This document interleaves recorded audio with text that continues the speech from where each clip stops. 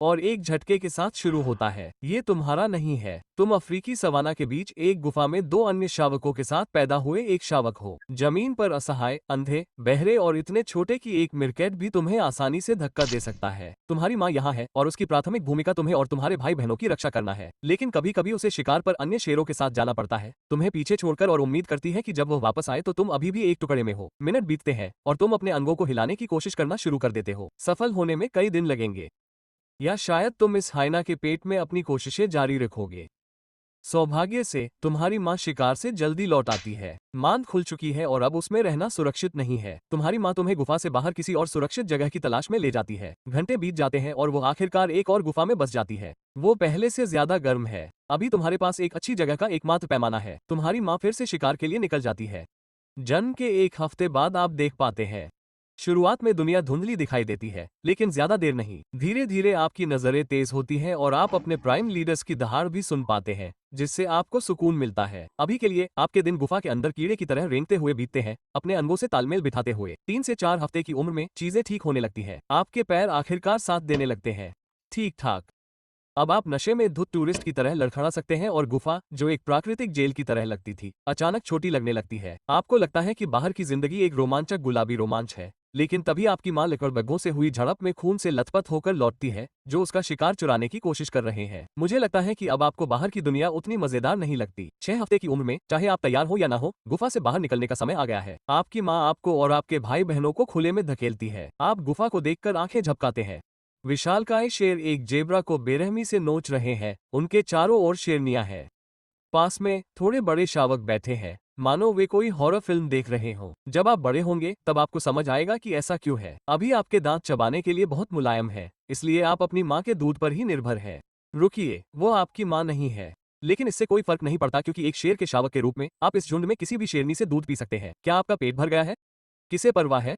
शेरनियों को दूसरे शिकार के लिए जाना है। आप झुंड में दूसरे शावकों के साथ खेलते हुए अपना दिन बिताते हैं। ये खेल आपको युद्ध कौशल सिखाता है, जिसकी आपको वयस्क होने पर जरूरत होगी। लेकिन अभी आप इस बात से अनजान हैं कि कुछ सालों में आपका क्या इंतजार है। 6 महीने तक आप लंबे और मजबूत हो जाते हैं और 2 से 3 फीट लंबे हो जाते हैं। शिकारियों से आपको छिपाने वाले छलावरण अब नहीं रहे, बल्कि एक चमकदार सुनहरे कोट ने ले ली है।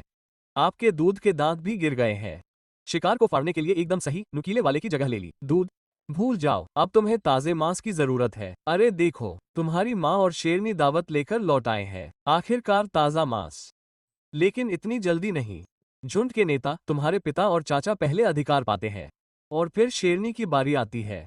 जो कुछ भी बचता है उसे तुम और दूसरे शावक आपस में बांट लेते हैं। मुझे यकीन है कि तुम्हें वो कड़वा दूध याद आने लगा होगा। कम से कम तुम्हें उसके लिए लड़ना तो नहीं पड़ा। हफ्ते बीतते हैं और तुम जल्दी से ढल जाते हो, अपने लिए एक अच्छा हिस्सा ढूंढना सीख जाते हो। तुम शेरनियों के साथ शिकार पर भी जाते हो, हालांकि तुम बस उनके साथ चलते हो और दहाड़ते हो। एक इंसानी बच्चे का रोना इस दहाड़ से ज्यादा डरावना होगा। एक दिन झुंड के नेता अचानक अपनी झपकी से जाग जाते हैं और हवा बदल जाती है। नर शेरों का एक प्रतिद्वंद्वी गठबंधन क्षितिज पर दिखाई देता है, काले पीले पैनी नजरों वाले, और यहाँ कब्जा करने के लिए। इसके बाद अराजकता फैल जाती है। एक भयंकर युद्ध छिड़ जाता है, जिससे आपके पैरों तले जमीन हिल जाती है। आप और आपके दूसरे शावक आपके पिता और चाचाओं को अपनी जान बचाने के लिए लड़ते हुए देखते हैं, लेकिन हालात उनके खिलाफ हो जाते हैं। आपकी माँ आपको और आपके भाई बहनों को दूर धकेल देती है। आपको जल्द ही एहसास हो जाता है कि चीजें आपके पक्ष में नहीं है, इसलिए आप भागकर पास के एक पेड़ के पीछे छिप जाते हैं। जब धूल जम जाती है तो सब खत्म हो जाता है। आपके पिता और चाचा चले गए हैं। नए नर शावकों को खोजने लगते हैं ताकि उन्हें खत्म किया जा सके, ताकि उनका अपना खून झुंड में बना रहे। आपके भाई बहनों में से एक ठीक से छिप नहीं पाया,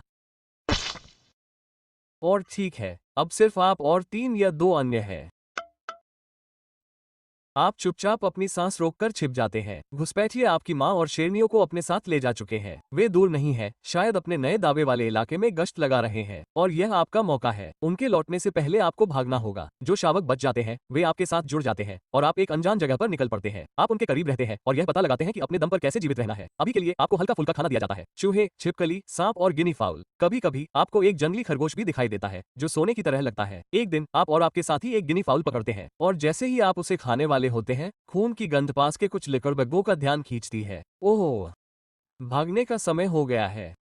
शायद बस एक बार काट ले। वे करीब आ रहे हैं। आप भोजन छोड़कर भाग जाते हैं। वो बहुत करीब था। कम से कम आप अभी भी जीवित हैं। दिन बीतते हैं और आप शिकार करने और लकड़बग्घों से बचने में बेहतर होते जाते हैं। आप तेज, मजबूत और होशियार हो जाते हैं। लेकिन फिर भी ऐसे कठिन दिन आते हैं जब शिकार कहीं नहीं मिलता। जानवर पानी का पीछा करते हैं और आपको भी करना चाहिए। आपका शरीर कुछ समय के लिए भूख को सहन कर सकता है, लेकिन हमेशा के लिए नहीं। कई दिनों की खोज के बाद आपको एक जंगली सुअर का शव मिलता है। हो सकता है कि वो बीमारी से मर गया हो। किसे परवाह है?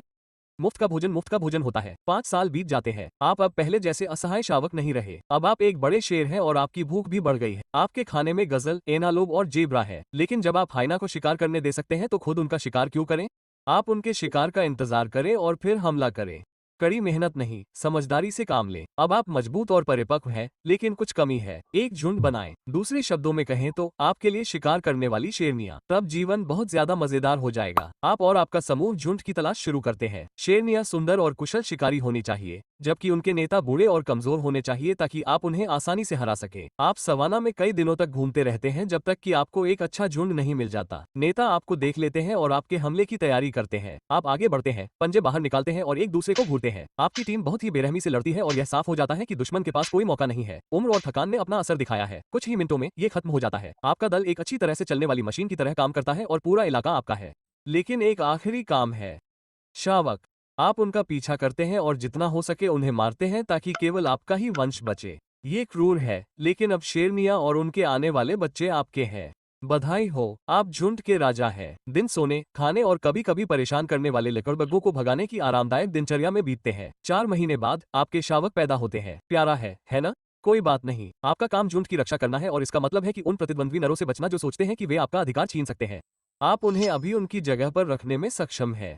2 साल बीत जाते हैं और शावक बड़े होकर वयस्क हो जाते हैं। उनकी नसों में टेस्टोस्टेरोन का संचार होता है और आप जानते हैं कि इसका क्या मतलब है। मुसीबत। आप और आपके सहयोगी संकोच नहीं करते। वे एक खतरा है, इसलिए आप उन्हें आपके शासन को चुनौती देने से पहले ही बाहर निकाल देते हैं। समस्या हल हो गई। वापस झपकी लेने के लिए साल बीतते गए। लड़ाइयाँ, खाना और विद्रोही शावकों को बाहर निकालना। जीवन अच्छा था, लेकिन लगातार झगड़े आपको थका देते थे। 13 साल की उम्र में आपकी ताकत कम हो जाती है और अंत करीब लगता है, लेकिन आप अपने गौरव को बनाए रखने के लिए लड़ते रहते हैं। एक दिन जेब्रा खा रहे थे, तभी युवा, मजबूत नरों का एक गठबंधन दिखाई देता है। वे रुकते तक नहीं। यह एक अधिग्रहण है। युद्ध शुरू होता है और आप इसमें अपनी पूरी ताकत लगा देते हैं। उनमें से एक ने आपके कंधे में अपने दांत गड़ा दिए। आपके सहयोगी पहले ही गिर चुके हैं। आप आखिरी बचे हैं। आप भागने की कोशिश करते हैं। लंगड़ाते हुए वे आपका पीछा करते हैं और फिर आपको जाने देते हैं। आपने अपना गौरव, अपना घर और वो सब कुछ खो दिया जिस पर आप राज करते थे। अब आपको खुद के लिए शिकार करना होगा। ये जितना दिखता है उससे कहीं ज्यादा कठिन है। वर्षों तक आप भोजन लाने के लिए शेरनियों पर निर्भर थे। अब आप पहले जितने मजबूत या तेज नहीं है, लेकिन शायद आपको कोई आसान शिकार मिल जाए। उधर देखो, गजलों का एक झुंड। तुम उनकी गति का मुकाबला नहीं कर पाओगे, पर क्या वे सुंदर नहीं थे?